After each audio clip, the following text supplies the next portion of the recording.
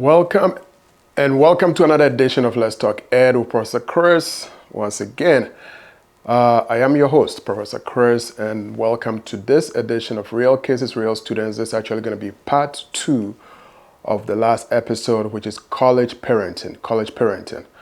By the way, last episode, if you haven't seen that, please go back and look at it.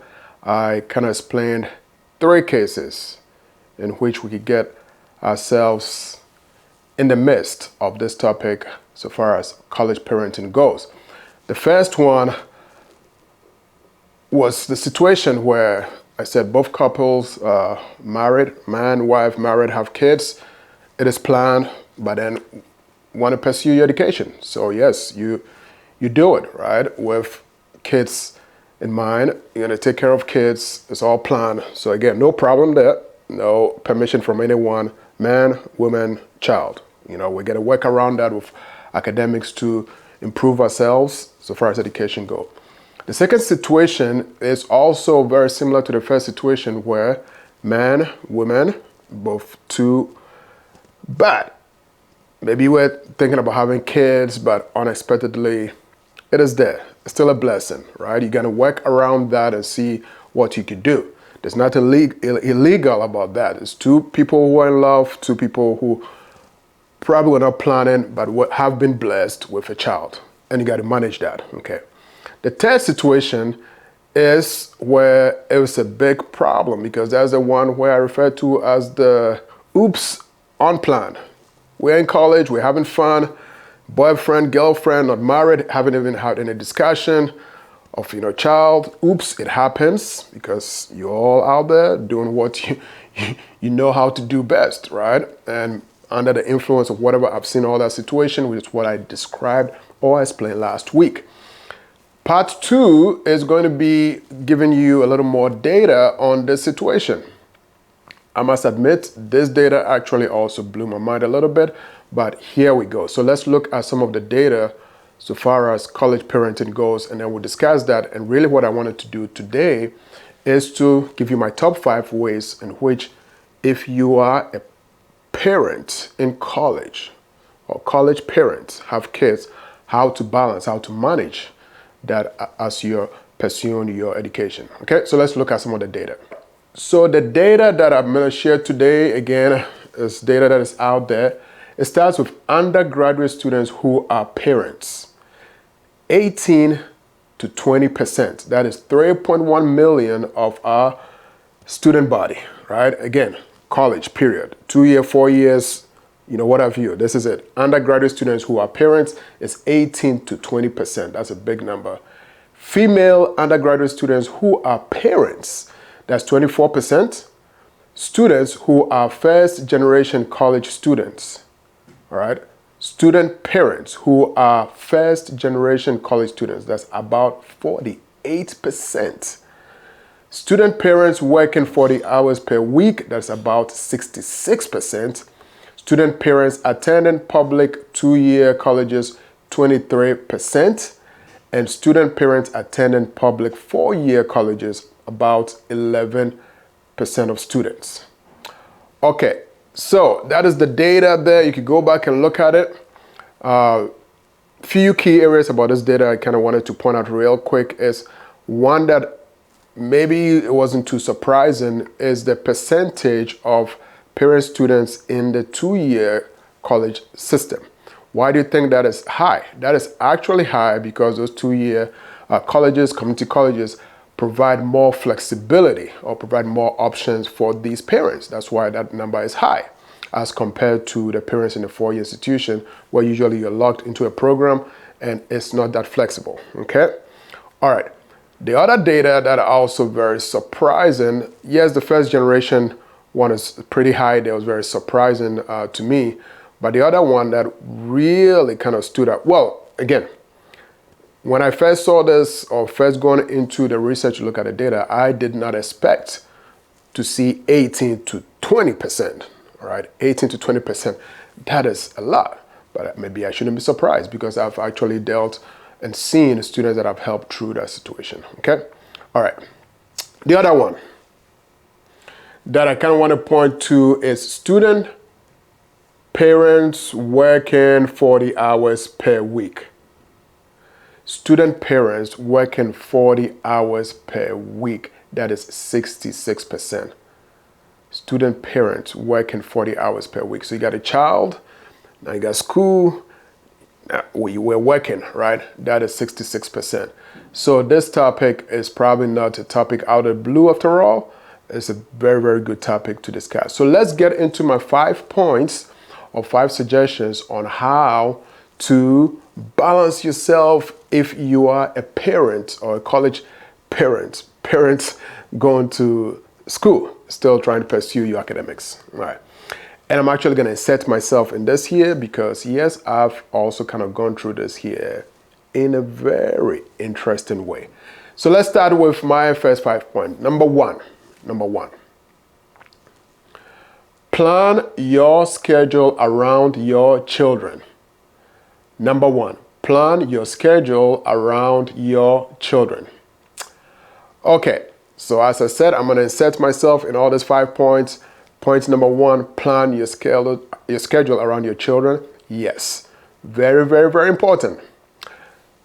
In my case, actually, I was pursuing my PhD in another state, working in another state.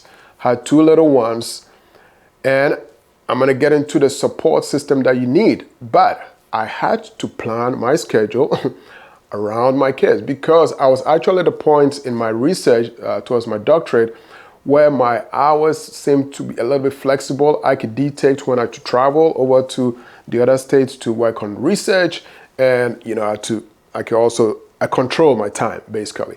But I still had to plan around the kids' schedule.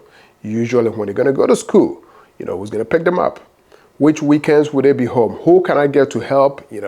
Get wife involved. You got all the schedule. Is both parents planning the schedule around their children. So yes, that's the first thing you need to do. It's not your children taking over your life, but you have to plan around them. So point number one. Point number two.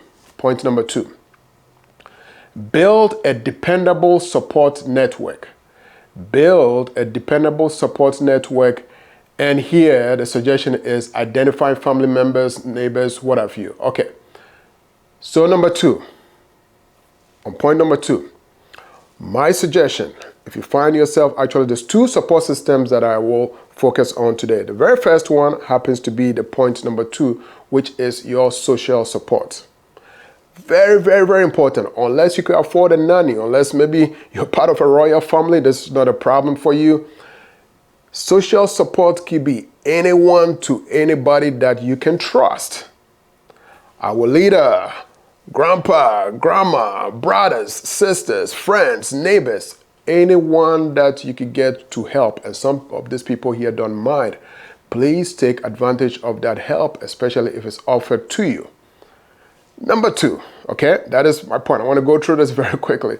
Number 2, also, one of the first social support or support you're going to need that I'm referring to as social support. Okay, that's friends, family, get anyone that can help you in the situations so you can focus on your academics. Okay, all right. Point number 3. Take advantage of campus resources. Take advantage of campus resources. Yes, the very first one you're probably going to take advantage of is researching and finding out if your institution have a daycare. If they do, you get big credit for daycare for your child. Yes, even as a student, right? Instructors, staff at an institution all get discounts, including students. You all get a discount on childcare if the institution has it. So you want to do that. Also, look at your tutoring centers, all those different areas where they have flexible hours, and you can explain to them your situation. I'm a parent, I had to go get my kids, so there's a time. How can you help me? Take advantage, research, and find all those, okay? All right, so that's 3. All right, let's get into my point number 4. Point number 4. Communicate with instructors. Communicate with instructors. My point number 4 is also the second support system that I'm referring to. So again, the first support system is the social support, friends, family, neighbors. The second one happens to be my point number 4 is communicate with instructors, which is get the support of your instructors. Instructors believe students make a lot of excuses.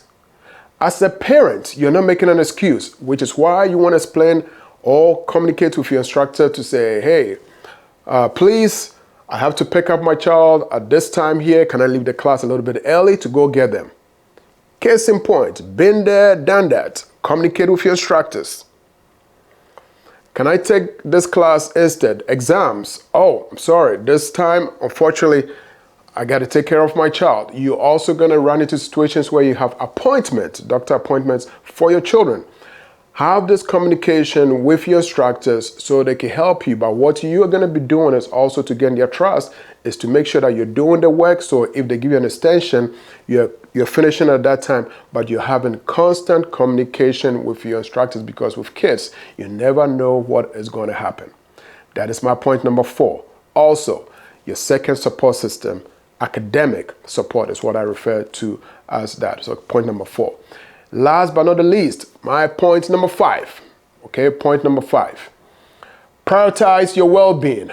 Prioritize your well-being. It is challenging enough, okay? It is challenging enough having kids and not going to school, right? Just having kids and working. You saw the data about college parents who are working 40 hours a week. So that means you got academics, that means you got work, that means you got your kids.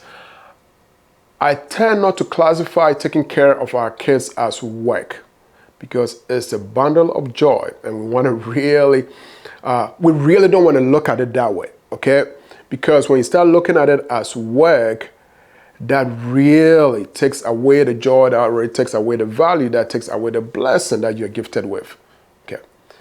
It's no fault of theirs. It's a blessing, okay? And it's no fault of yours either, okay? No matter how you look at it, it's no fault of yours either. But in the process, we got to prioritize our well-being. Let's not see our children as being work, because then it takes a toll on us and we don't enjoy the time. We don't enjoy the moment, and time flies by very quickly. However, as you're planning your schedule around your kids, it is also okay. That means you go back to support system 1, social support. Tell our leader, tell grandpa, grandma, friends, neighbors, my wife and I want to take some time off. Is it okay to help with the children?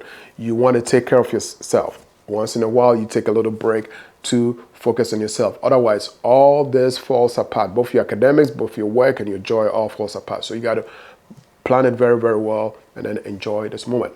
Okay? So there you have it. That's part 2 of college parenting. All right? I hope the suggestions help.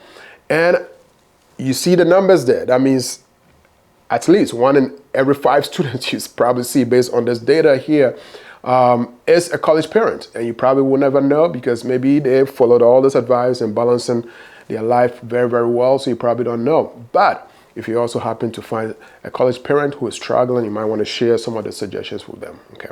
All right. So to wrap up, 2 things I need you to remember. Mainly your social support, which is also something that I referenced to in the last episode. Your support system, okay, your support system, and the 2 support system that you're going to need to go through this process. Number 1 is your social support, which again is your friends, family, whoever can support you outside the school, outside the classroom. And your second support, and also most importantly, is all are your instructors and your advisors, or anyone within the school system that you could talk to explain your situation to them to help. Okay. All right. So there you have it. Keep praying, because it takes a lot sometimes. All right. But don't forget to take some time for yourself. Okay. Prioritize your well-being so you can manage all this process very, very well. All right. So there you have it. My beer to you until I see you next week. Balance, exercise, eat well, relax. And I'll see you next time on the next episode of Let's Talk Ed with Professor Chris, Real Cases, Real Students. It's always my pleasure. This is the book that I wished I had before going to college. And it's also the book I hope I had while I was in college. Get a copy of Getting the Most Out of Your College Experience now. You can get it online at Amazon, Barnes & Nobles, iTunes, and Google Play. If you want a signed copy, you can go to my website at www.letustalked.com. Get your copy and let's continue to talk ed. Thank you.